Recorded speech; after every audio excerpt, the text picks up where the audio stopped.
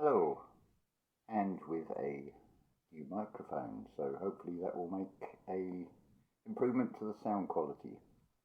Because I know one or two of you have commented and saying it's difficult to hear, and yet others of you have commented and said the sound's okay. So the vagaries of technology, I would imagine, has a part to play in that, and that's the way it goes.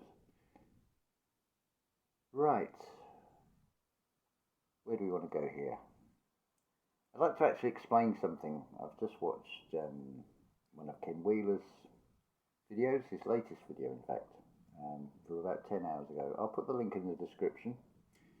He hits the nail on the head when he says that power is rest, it is inertia, it is potential. So I think I'd like to give you a ready example. Oh, I've just lost an earphone. That's better. Not that I can actually hear anything coming through the headphones, but I digress. Let's get back to on topic here. Let's put this into a terminology that you can all, I think, readily grasp.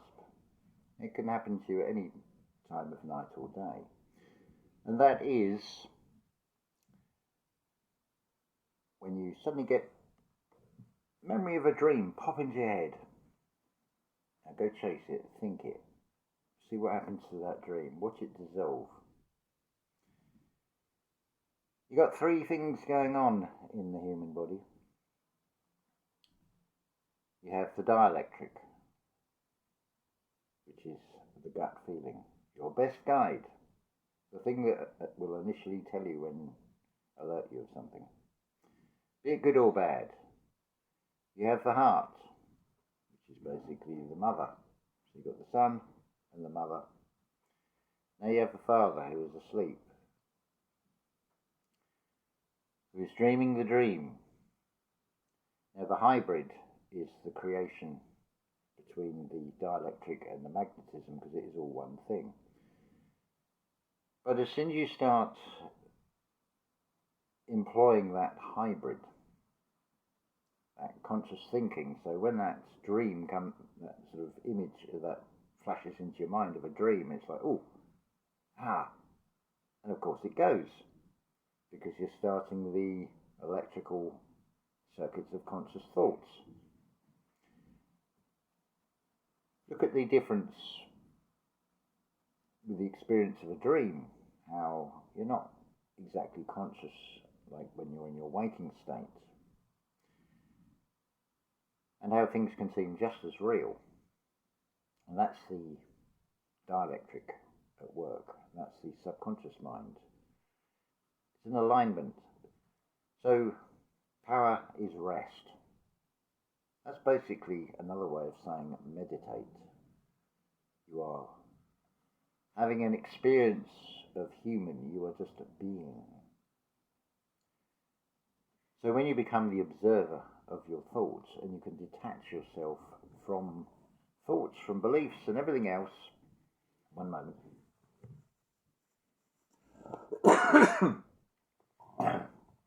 As Ken would say, I'll edit that out, but I won't.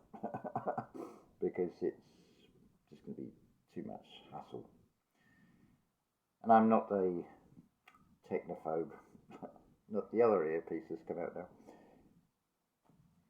Where were we? Yes, getting back on track again. So I think that's something you can all relate to. That sort of when a dream flashes into your mind, and you try and remember it, and you watch that dream dissolve like sand passing. You're trying to grip really fine sand, that sort of play sand for children. You're trying to grip it, and of course it will all slip through your fingers like it will slip through your mind. Because you're basically a magnetic avatar, or you're sitting in a magnetic avatar.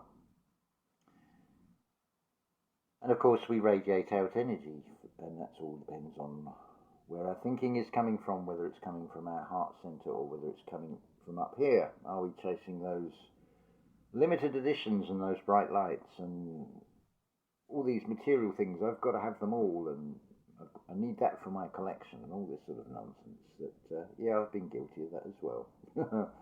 But it's all about letting go and letting go of the material.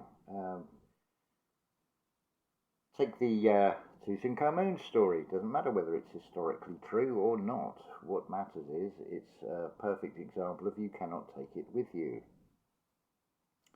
You're welcome to try, but I think many have tried that and found it doesn't work. So think also, I described sort of while it was still sort of very much in the moment about that sort of vision, that revelation of seeing this cornerstone coming down and the Phoenix event. And I thought about this afterwards. And maybe the Phoenix event is just the thing that set things up so we have a new pole star, which then will pave the way. And of course, all will be revealed with that vapor canopy coming back and seeing everything.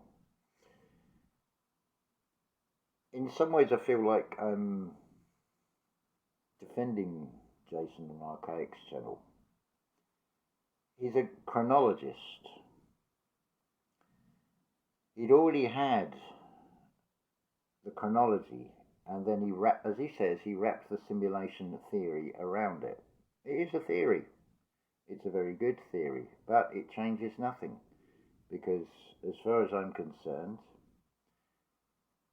see it in terms of a computer game. There's the background scene, and I'm playing, say, Mario or Sonic or something. So I'm a character that's in that game. And of course, the five senses and external tells me it's real. So I can happily run with that aspect of it and see it, that it is an experience, and it changes nothing about my relationship with nature at all. Because it may all be a simulation, but I'm in the simulation and I'm interacting with it. Whether it's nature, whether it's a simulation, again, it doesn't really matter, because we're here having an experience. And I want that to be a beautiful experience, an enjoyable experience, not at the expense of anything or anyone else. So butchery of nature, for example, in its many forms, where man has tried to improve on nature. That's one prime example, where I feel we could have a much more harmonious relationship with nature. I mean, notice how it's become industrial farming, and of course they've taken the labour out of that with technology, with equipment, which had a knock-on effect on shaping humanity, drawing them into cities for work, because there's no agricultural work. But then scale that down from an industrial-sized farm and take it to a garden, it's made to be very labour-intensive and becomes a chore and not something as enjoyable as it should be. But sympathetic planting of seeds, companion planting, not having these formal gardens with these very unnatural straight lines and all the topiary. Yeah, it looks very nice, but it also looks very artificial. Again, subjective, because there is an art in gardening, so if you like topiary, it's not to say that it is wrong. But off on a tangent there, but coming back to the topic again, it's about an experience, regardless of what it is. The analogy I've used is, you're like a child, you're sitting on the back seat of a car, the window line's quite high, the car is parked in a garage, it's not going anywhere, and the garage has got a window, and you can see outside, but you're trying to describe what the outside of that garage is, what is on the outside of that garage, and what the material or the colour of the garage is, and from that, sitting inside the car, from that perspective, you're not going to be able to see. You can't sort of see back on yourself, as it were. At least not while you have a blue sky.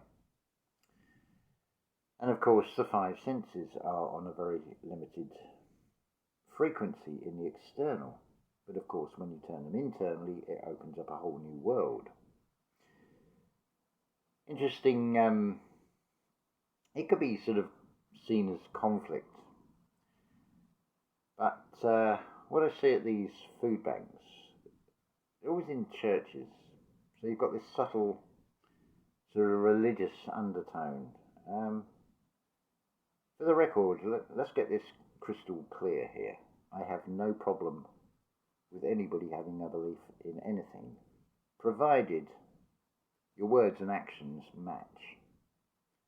So if you believe that this Jesus Christ, in your perspective and the way you believe it to be, and you're saying to me about that being your one and only true saviour, well then don't then turn round and talk to me about government guidelines, don't talk to me about how wonderful doctors are, because you've just told me that your one and only saviour is this conceptual archetype, shall we say.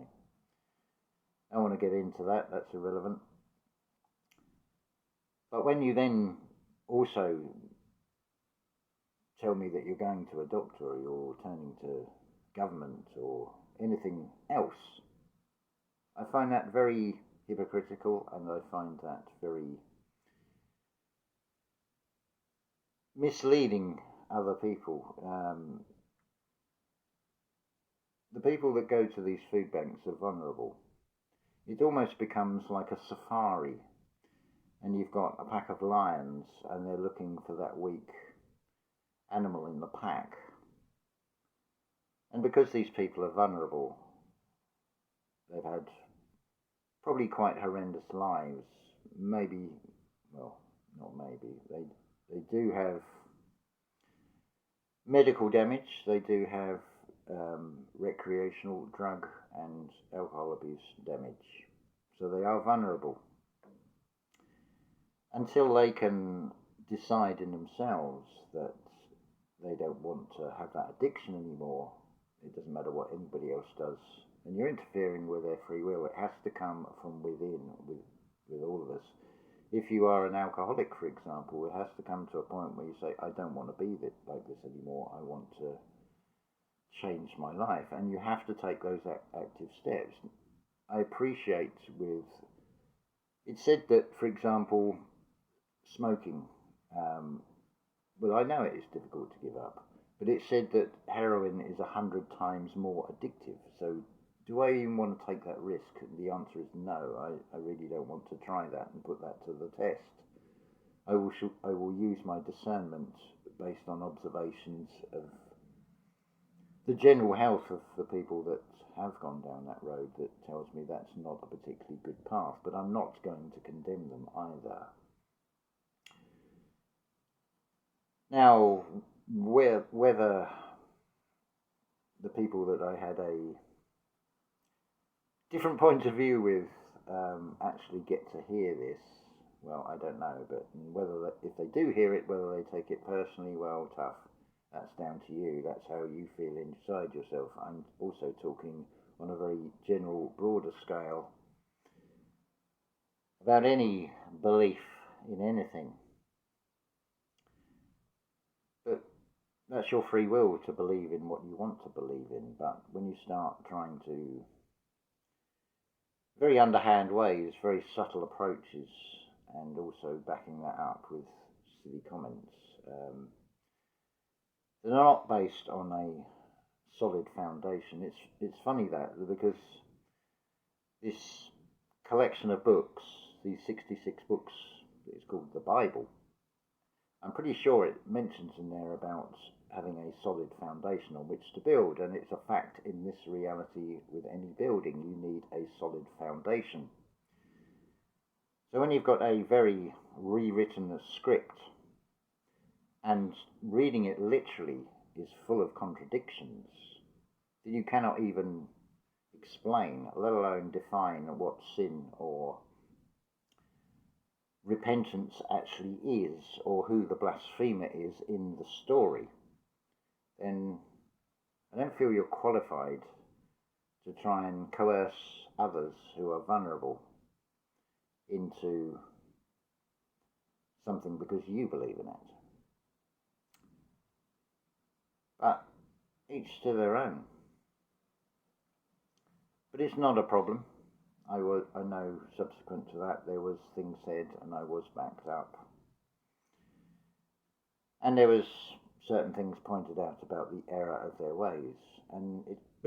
It's actually a wonderful experience from my perspective because it's very interesting to observe, and it's also very easy to see by the type of questions you're being asked, like what do you believe in, are you a Christian, is showing that they have a very narrow perspective because they've already got a prejudged view of what is right by the very nature of the questions they're asking.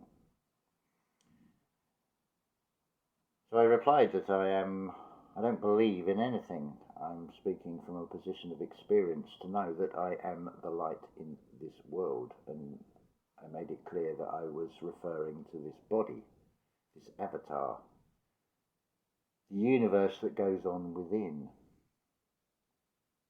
It's interesting, isn't it, when you look at the micro version, particularly like with that Power's Rest, and when you try and consciously try and remember a dream and you chase with thoughts and thinking, how that dream will vanish. But if you just can detach yourself from your lower conscious and become the observer, you'll probably get the whole dream played back out in full clarity. Now, I don't even need to talk about this in terms of speculation, and I can even point outside myself. Just look on the spectrum, say, of autism.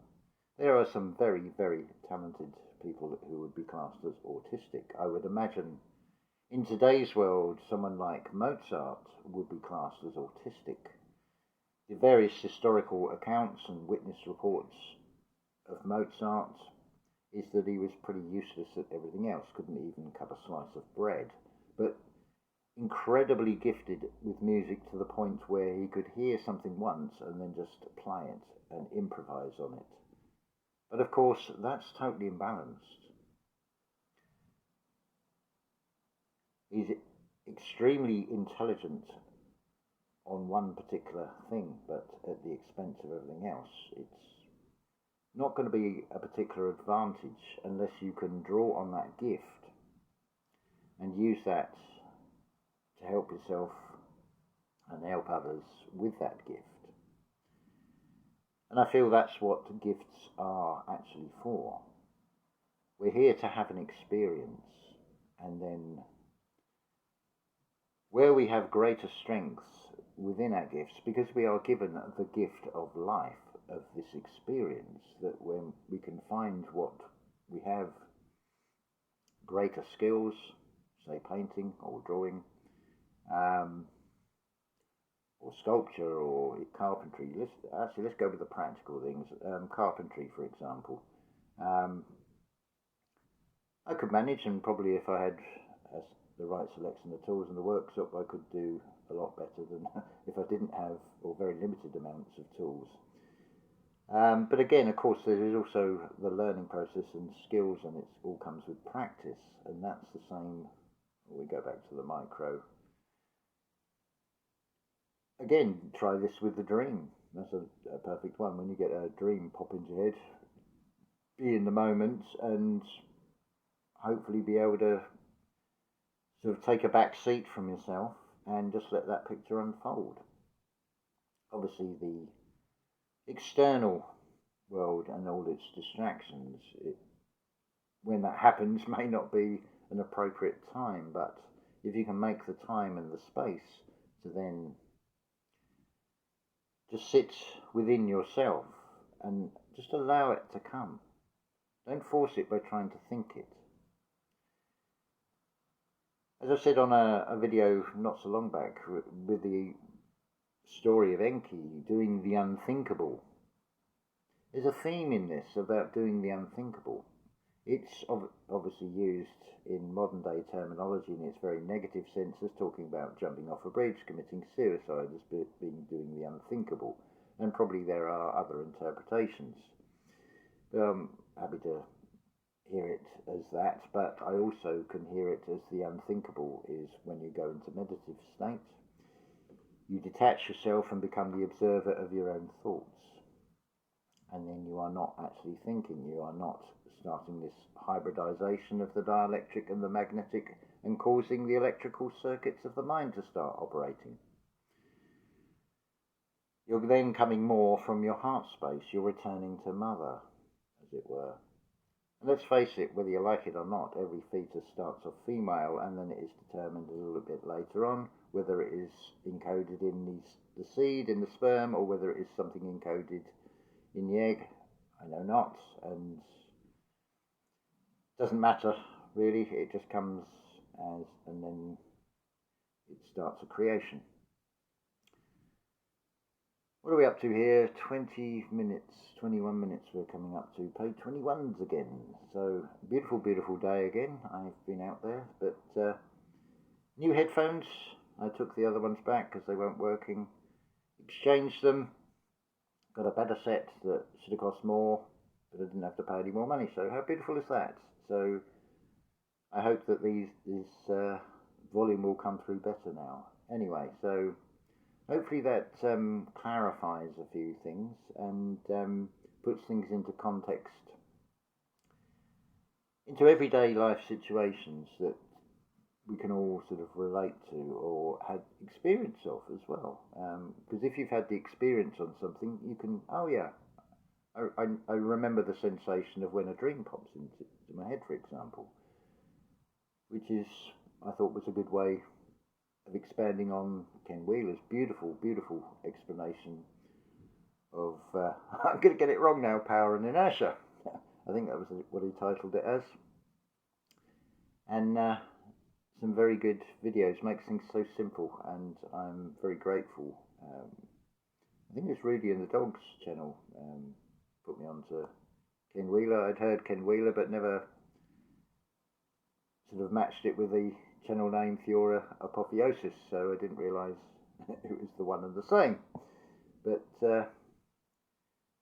it's beautiful the way everything just unfolds, and it is an interaction between the internal and the external, because how do we find out about other channels? Do you readily know the name of a channel that you now follow, or was it a recommendation from somebody else?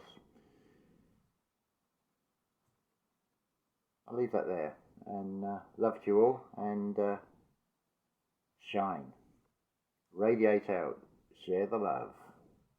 Ta-ta for now.